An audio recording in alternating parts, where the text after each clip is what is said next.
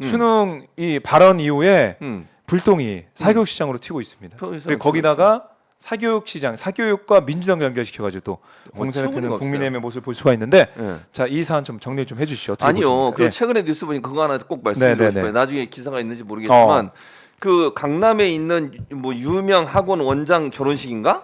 그거 있었어요. 결혼식에 화환 막 열심히 보냈던데 거기 국민의힘들 그 의원들이랑 관계자들 아, 그래요?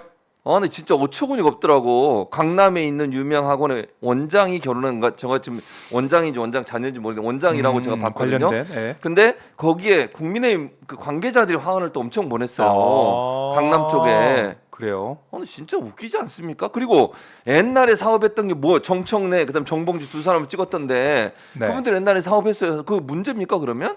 아니 학원 사업은 그때 문제가 돼서 지금 문제가 발생한 거예요? 그분들이 학원 사업한 지가 언젠데요?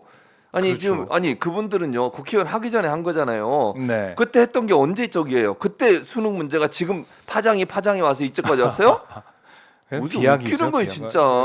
아니 그럼 연결시키는 이런 게. 논리적으로 따지면 네. 박정훈 기자가 네. 3일 전에 밥을 먹었어. 근데 이제 배가 불러.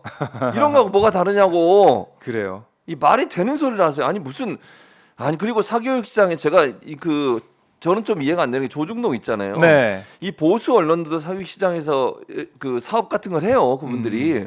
제 살 깎아먹기 아닐까요 이거? 아니 그러니까 본인들은 지금 막 그렇게 공격을 하는데 네. 그러다가 그 조선일보 같은 데도 아이들 대상으로 해서 뭐 프로그램도 하고 이런 거 하거든요.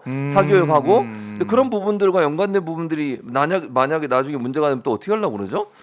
그러니까 이걸 글쎄요. 너무 이제 정쟁화 시켜서 과거에 뭐 했다.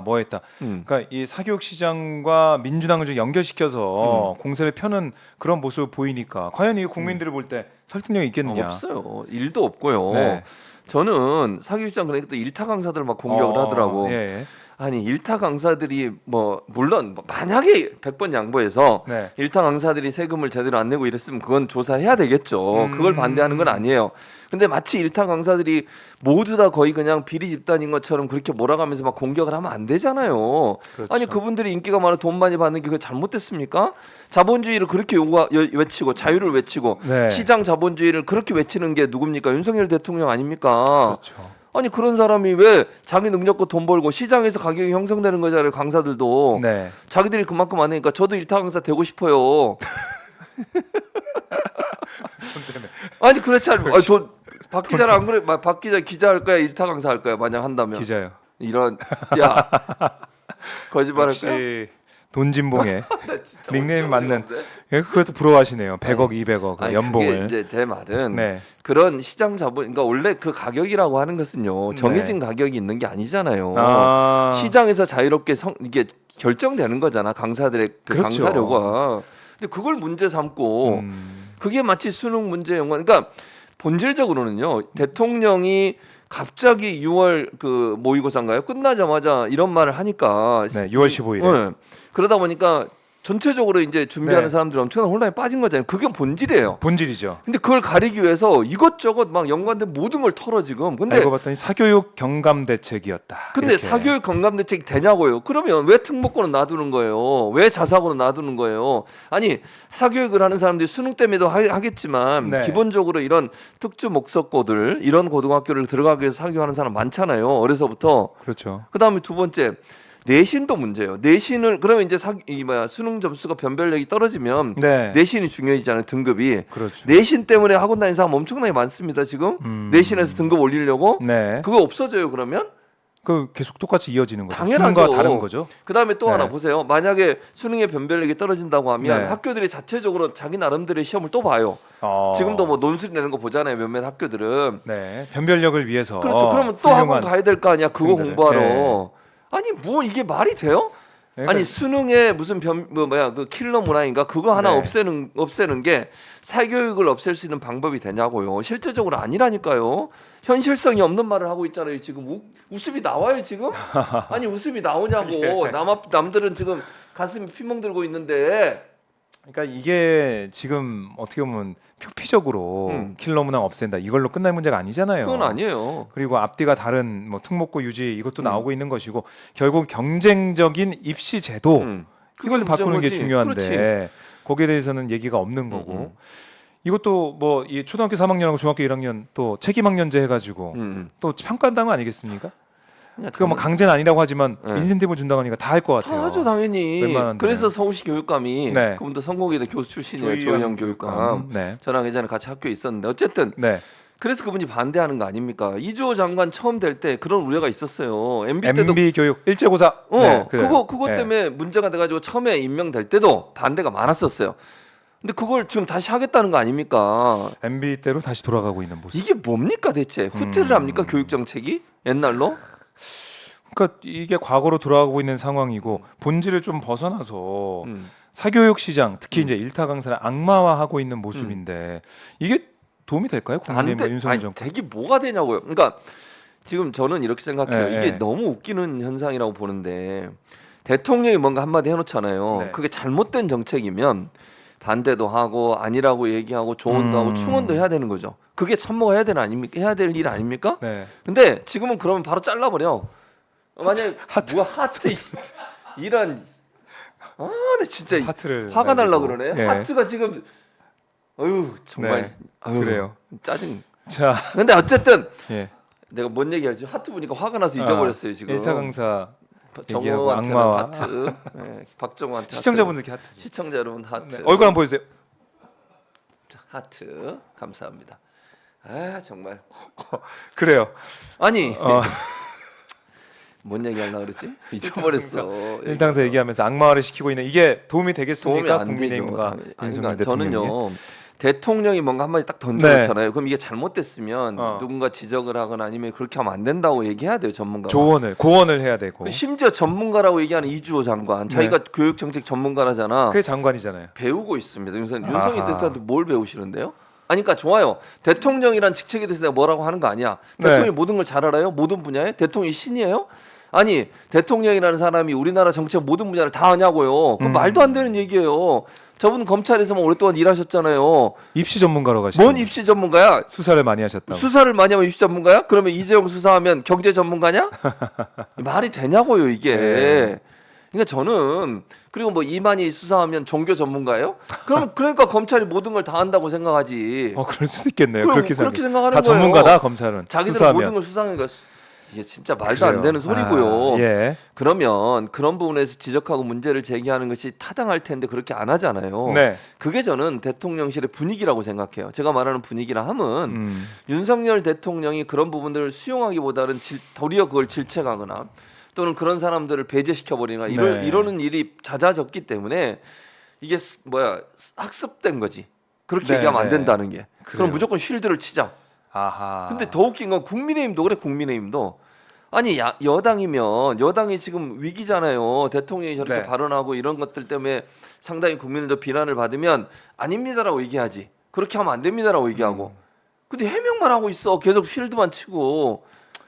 국민들이 볼 때는 여당이 제대로 된 역할을 못 한다라고도 생각하실 것 같고 이게 만 5세 입학 연령 하향 그때도 봤던 건데 69시간.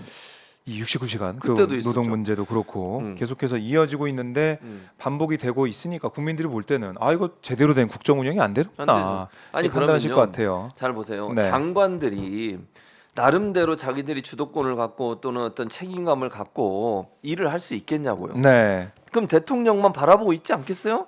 대통령이 실만 복지, 바라보지. 부동. 그렇지. 교육부도 지금 막 갈아치고 양인준님 감사도 하고 감사드립니다. 지금 다른 것보다 이게 제일 중요하기 때문에 최진봉 일타 교수님 항상 원합니다. 감사드립니다. 자 빨리 보여주세요 얼굴. 양인준님한테 감사드립니다. 자, 아니 지금 진봉 교수님 오늘 비비크림 안 발라서 마스크 하신 거예요? 이렇게 물어봤는데 제가 목 상태가 안 좋다고 감기 걸렸다고 옮을까봐 마스크 쓰고 예, 있어요. 그렇습니다. 야 나 같으면 옮고 말겠다. 나 싫어요. 왜 이러세요? 나한테 왜 이래? 그래서 슈퍼챗 주실 때마다 얼굴을 보여주신다고 합니다. 역시 대단하신 분이에요. 자 남천동 성장우 이재희 또 오셨어요? 대장님께서 아까 하셨잖아. 정호 기자님 회사 옆 지하 식당에서 식사할 때 자주 봤는데 나중에 사인 받고 싶습니다라는 그래요? 실시간 후원과 함께 저한테. 감사드립니다. 내가 아니네? 네, 접니다. 너 얼굴 보이죠 그럼? 보세요. 자, 쭉 봐주시면 고맙겠습니다. 자, 이렇게 되면 수능 이 파장 그러니까 다음 주 월요일에 이제 발표한다는 거 아니겠습니까? 맞아요. 사교육 경감 대책. 그 이후에 좀 잦아들까요? 어떻습니까? 아니 전혀 잘하지 않아요. 좀 이어지나요? 수능도 남았으니까. 당연하죠. 왜냐면 9월 모의고사도 있죠. 9월 모의고사도 있고 네. 수능도 남아 있는데 학생들이나 아니면 학부형들이나 교육 현장에서는요 엄청나게 불안한 거예요. 이게 어떻게 바뀔지 모르는 거잖아요. 근데 문제는 시간이 충분하지가 않아.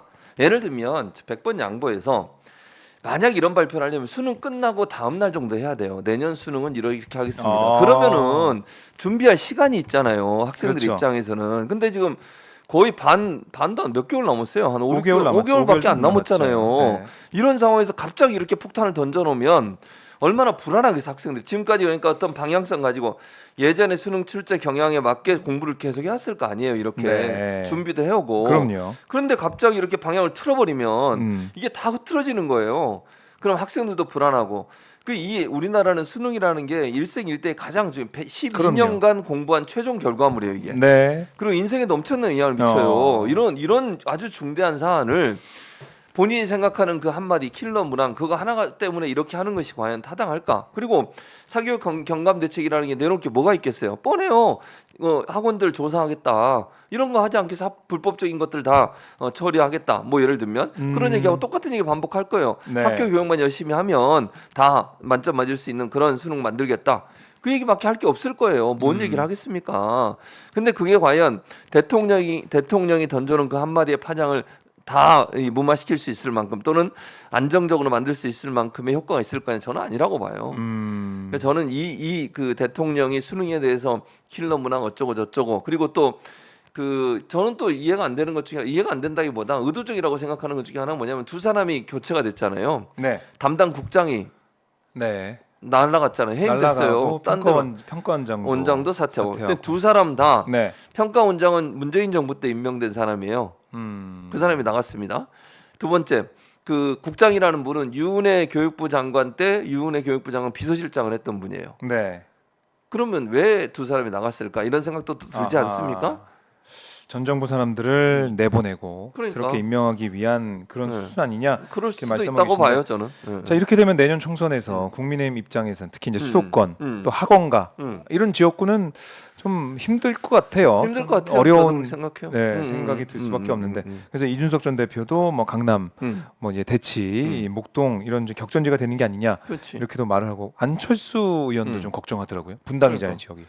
그러니까 자기도 그렇죠. 분당도 사실은 이제 교육이나 네, 학원 민감하니까. 교육이나, 민감한 지역이죠. 그런 얘기가 나오고 있어서 아마 이거는 이제 국민의힘 내부에서도 이 너무 뭐 일타 강사 악마화나 아니면은 수능에 대한 뭐 어떻게 보면 개입, 수능을 이제 어지럽히는 이런 부분에 대한 우려가 나올 수밖에 없어서 그렇죠. 글쎄, 국민의힘 내부 갈등으로까지 갈 수 있지 않을까 이런 생각도 드네요. 네. 총선 앞두고 있기 때문에. 그럴 가능성도 있다고 봅니다.